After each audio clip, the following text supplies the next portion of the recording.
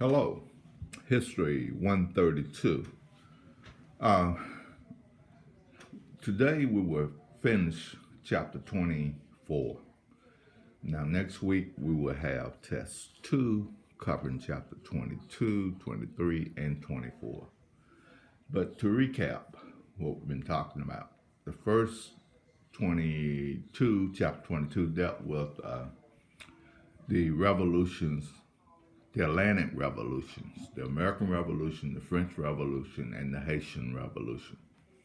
Chapter 23 mainly dealt with the Industrial Revolution and concentration on energy and the changes that occurred in Western Europe, United States, Japan. And today we will talk about ideologies of change in Europe. Now, get a definition for ideology. It's a political philosophy. What do you consider yourself politically? Modern political ideologies would be liberal, conservative, libertarian, populist. But back in Europe, the reason we see the rise of modern ideology is the defeat of Napoleon at the Battle of Waterloo and an attempt to put Europe back together again. So this transformed the countries of Europe. It also led to the establishment of new countries like Italy and Germany. Believe it or not, these were city-states like Brussels, Milan. The nation state would not come together until the 1870s. So, but this period covers 1814 to 1914, the whole century of the 19th century and the first 14 years of the 20th century. So we talked about economic revolution of the late 18th century and early 19th century. That's the Atlantic Revolution. But they left legacy of unfinished hopes and dreams for many Europeans for democracy, liberty, and equality. Remember, those are the words that came out of the Enlightenment period. Also, there was a yearning for a higher standard of living. These aspirations would play out with unpredictable and tumultuous consequences over the course of the 19th century. After 1815, the powers that defeated Napoleon united under revised conservatism to stamp out the spread of liberal and democratic reform. Now you got to remember the founders of the United States were liberals. That's hard to fathom today in the conversation in the modern political field.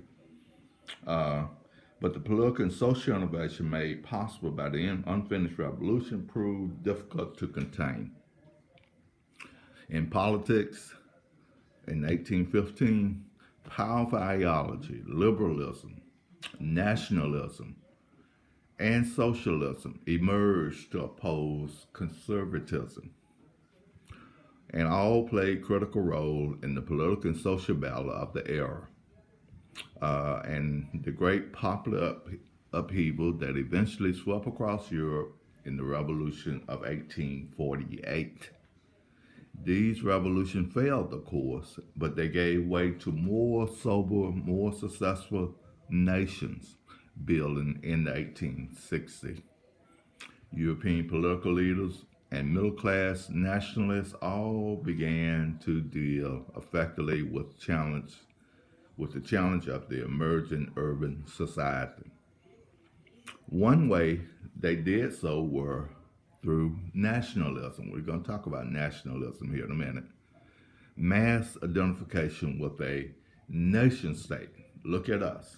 What do you call yourself? I'm a Black American. Some may call themselves African American. Some may call themselves Irish American, German American. Hispanic American, Native Americans. You see, the key though is all groups consider themselves Americans. That's the definition of nationalism, where you identify with a nation state, a national state. So, the triumph of nationalism promoted bitter rivalries between the states and people and spurred a second great wave of imperialism. Imperialism meaning to expand the boundaries or borders, and in the 20th century brought an era of tragic global conflict, World War One. Okay, let's go back.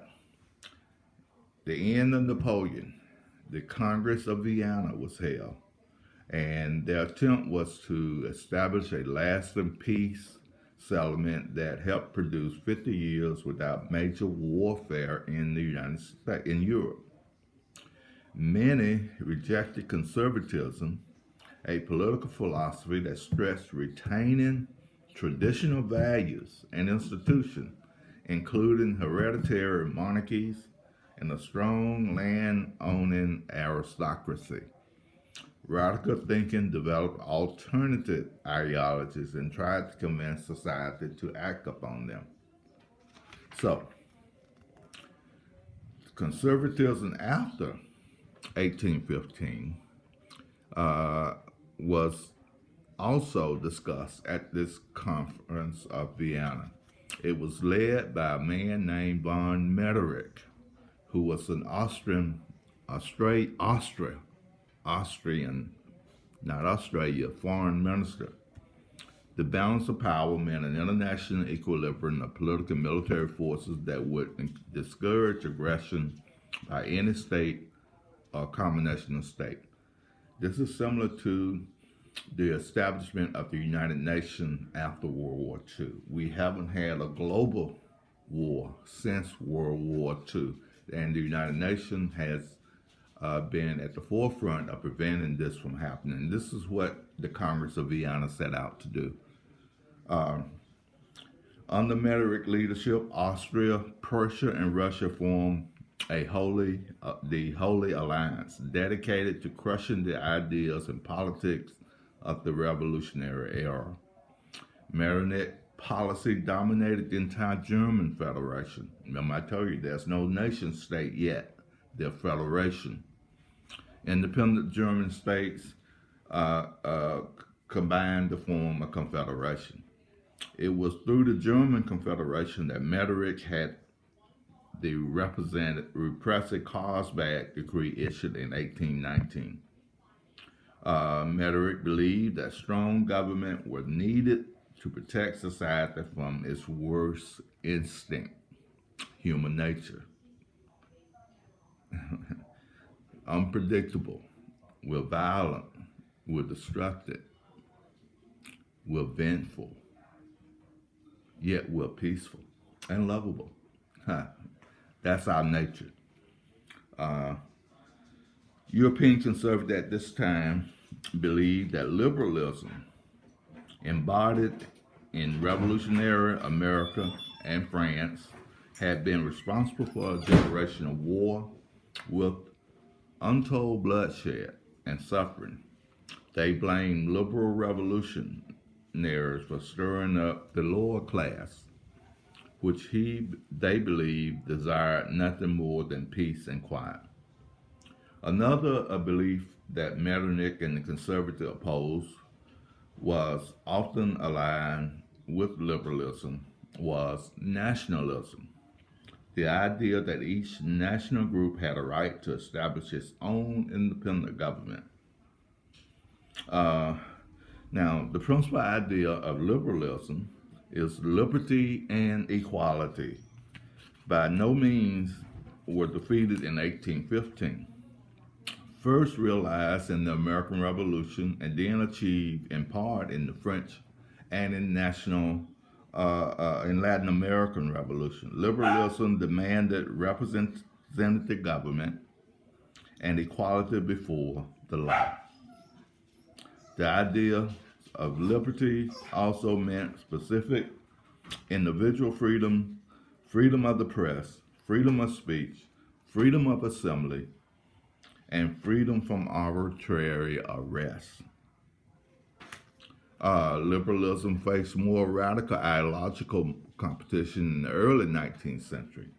Opponents of liberalism especially criticized its economic principle, which called for unrestricted private enterprise and no government interference in the economic system. This philosophy was popularly known as the doctrine of laissez-faire. This idea was perpetrated by the father of capitalism, Adam Smith. You might want to Google Adam Smith. As liberalism became increasingly identified with the middle class after 1815, some intellectuals and foes of conservatism felt that liberalism did not go nearly far enough. They called for replacing monarch, which ruled many of the republics in Europe, for democracy through universal male suffrage, and for far greater economic and social equality.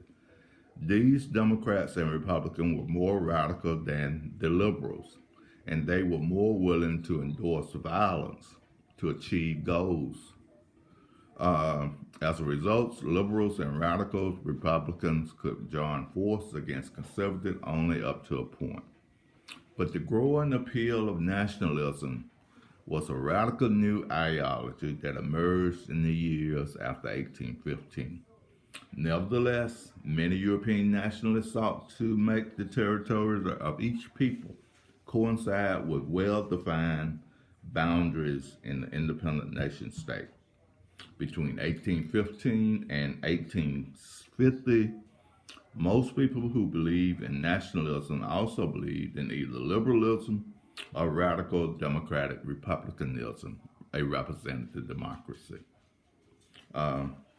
They agreed that the benefits of self-government would be possible only if the people were united by common tradition that transcended class and local interests. Individual liberty and love of a free nation overlaps greatly. Yet early nationalists also stressed the difference among people, and they developed a strong sense of we and they. Thus, while European nationalism's main thrust was liberal and democratic, below the surface lurked the idea of national superiority and national mission. White nationalism, black nationalism, the idea of one race or one group being superior to another. Got it? Okay. Into this mix came the birth of what we call socialism. If you've been following the news, the current news, you hear the word. He's a socialist. I oppose socialism. Socialism was a radical doctrine after 1815. Early French socialists shared a sense of disappointment in the outcome of the French Revolution. Early French socialists felt an intense desire to help the poor, whose condition had not been improved by the Industrial Revolution and the advancement made during that period. They preached greater economic equality between the rich and poor. They inspired economic planning, and that government should rationally organize the economy to control prices and prevent unemployment, going directly against the teaching of Adam Smith and the laissez-faire theory of economics, capitalism, where goods and service prices are made on demand for supply and demand, like gasoline. Right now, the price of gasoline is going up because the demand is low. Once the demand goes for gasoline, then the price should drop. That's the concept. Now, will it work? I'm not sure. Socialists also believe the government should regulate private property. I just repeated that. Okay, the German intellectual Karl Marx, who will be on your test, will weave the diffused strand of social thought into distinctly modern ideology. Marx had studied philosophy at the University of Berlin before turning to journalism and economics. In 1848, the 30-year-old Karl Marx and the 28-year-old Friedrich Engels published the Communist Manifesto, which became the guiding text of socialism. Marx argued that middle class interests and those of the industrial working class were inevitably opposed to each other. According to the manifesto, the history of all previous existing society and the history of class struggle. In Marx's view, one class had always exploited the other. And with that, then a modern industry, society was split more clearly than ever before between the well-educated and prosperous middle class that he called the bourgeoisie, bougie as you could say, and the modern working class, the proletariat. Just as the bourgeoisie had triumphed over feudal aristocracy in the French Revolution, Marx predicted that the proletariat would conquer the bourgeoisie in a new revolution. While a tiny majority owned the means of production and grew richer, the ever poor proletariat was constantly growing in size and in class consciousness. Marx believed that the critical moment when class conflict would result in revolution was very near, as the last line of the Communist Manifesto stated. Marx drew on the argument of Adam Smith and David Ricardo, who taught that labor was the source of all value. He went on to argue that profits were really wages stolen from the workers. Moreover, Marx incorporated Friedrich Engels' account of the terrible oppression of the new class of factory workers in England. Thus, Marx pulled together powerful ideas and insight to create one of the greatest secular religion out of the intellectual ferment of the early 19th century. And so this is the beginning of what we call socialism. Karl Marx and Friedrich Engels, both will be on your test. Why did the revolution triumph briefly throughout most of Europe and then fail? It was because of social and economic conflict. Liberal reform in Great Britain existed. Remember, it outlawed the Atlantic slave trade. It had established a proletarian government with a king, a monarch. France, what a basket case. After Napoleon, it only get worse until in 1848, revolution breaks out all across Central Europe and in France. But the monarchy first breakthrough came in June when the army crushed the working class revolt in Prague and in Austria and in Hungary and in France. But we see nation building taking place in Italy and Germany. Garibaldi unified Italy in 1871. Bismarck unifies Germany during the same particular time period. And then we move further to Russia. It is modernized by the Tsar. Now, keep in mind, Marx's theory of the proletariat against the aristocracy. The modernization of Russia would lead to the revolution called the Bolshevik Revolution in 1917. And Russia would become a communist state at the end of World War I. But urban life changed during all of this. In the age of ideology, Western Europe was mostly urban and industrial. And so this led to changes. And the steam engine facilitated this change. People could live outside the city and work come into the city.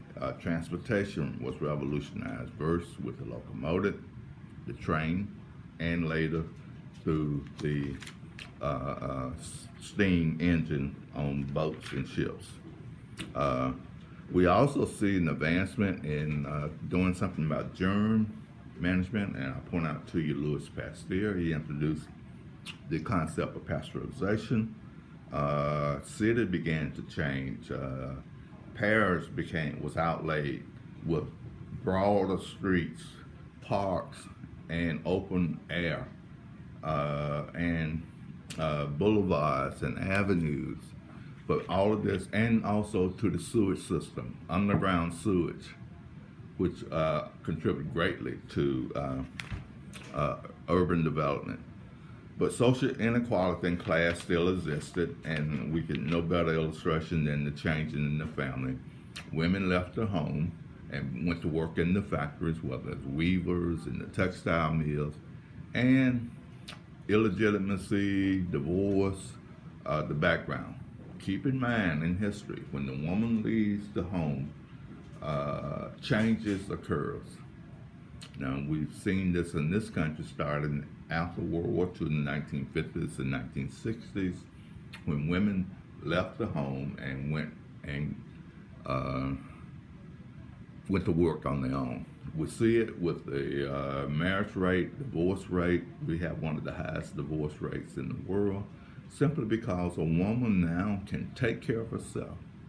She doesn't have to depend on the man for her survival and well-being. Same-sex attraction, called homosexuality, for the first time was considered to be abnormal and was identified as a perversion. All of that has changed. Breakthrough in industrial technology stimulated basic scientific inquiry and research. We see Charles Darwin putting forth his theory of origin of species. And also we see the acceptance of what we call social Darwinism. Powerful nations use this ideology to justify nationalism and expansion, and colonizers to justify imperialism, and also to enslave others, particularly Africans. This cultural shift, we see it represented in art and the development of romanticism and realism. But we also see a trend leading towards suffrage for all. It began in our country after the Civil War. It doesn't come to fruition until, I believe, 1919, with the passage of the 19th Amendment, which gave white women the right to suffrage. We see Germany rise up after uniting. We see a stronger France with its Republican form of government, not a king, did away with the monarch. We see empires being established globally. The Great Britain and the Austro-Hungarian Empire. We also see a rise in anti-Semitism, and a majority of Jews in Western Central Europe had to leave, and many left Europe and went to Germany and Russia. But we also see the rise of a concept called Zionism, and this was put forth by Theodor Herzl, a German nationalism who advocated Jewish political nationalism or Zionism and the creation of a Jewish state. You got to remember, after the Romans defeated the Hebrews or the Jews, they were dispersed. That did away with the Jewish state. And of course, after World War II, in 1948, Israel was reestablished by the global community of the United Nations. But there was never an Israel before World War II. But these socialist movements argued in evolution socialism and that Marx's prediction of ever greater property of workers had been proven false. It only succeeded in Russia, nowhere else. But we still have remnants of socialism. Example would be Social Security, student loans, Medicare, Medicaid, WICs. All of those are socialist policies that were once advocated by Karl Marx and Frederick Engels. And we also have political parties, one being a conservative, the other one being a liberal party. These two parties switched. In the 19th century, the Republican Party was the liberal party, and the Democratic Party was the conservative party. In the 20th and 21st century, Democratic Party is the liberal party, and Republican Party is the conservative party. Ideology is the key.